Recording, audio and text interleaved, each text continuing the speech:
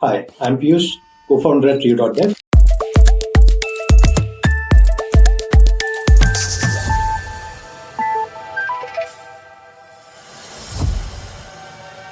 Most developer tool founders or sales and marketing leaders will tell you that it's really difficult selling a developer tool. So what's really so hard about it, right? What's difficult about selling a developer tool? We think there are four main factors that make it a bit challenging. The first one is intent, right? So every developer tool by nature is a problem solver. So if an engineering team is not facing the problem that your product solves, the chances of selling the tool are really slim because engineering teams across the world are always pressed for time and engineering bandwidth is at a premium.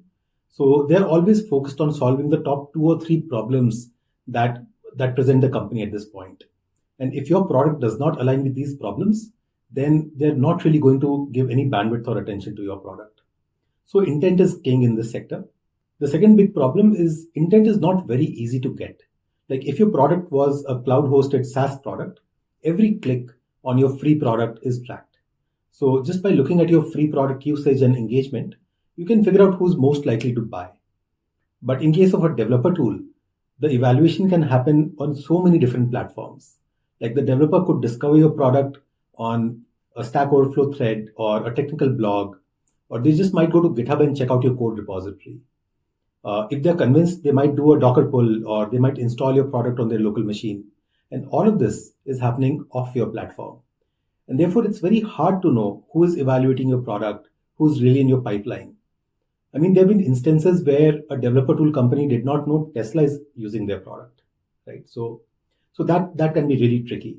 The third challenge often is that developers have a build versus buy mindset, and every sales team or marketing team has to overcome this mindset. You have to convince the engineering team why buying is a better option than building.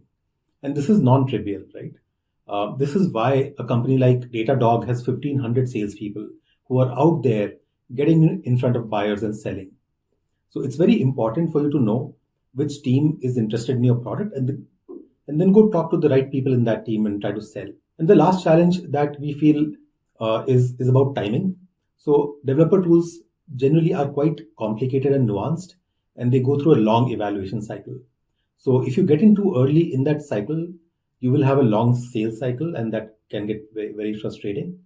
But also, if you get in too late, then maybe the developer team has put together something of their own, or they've used your source code and customized it so much that now your premium features don't make sense, or maybe they've just moved away to a different competitor and they did not even know about your product well enough. So getting in at the right moment is very, very important, and that can make your sales funnels move very slow or very fast. So these are some of the challenges when it comes to selling developer tools, and how effective your go-to-market motion is really depends on how effectively you've thought about and solved these challenges.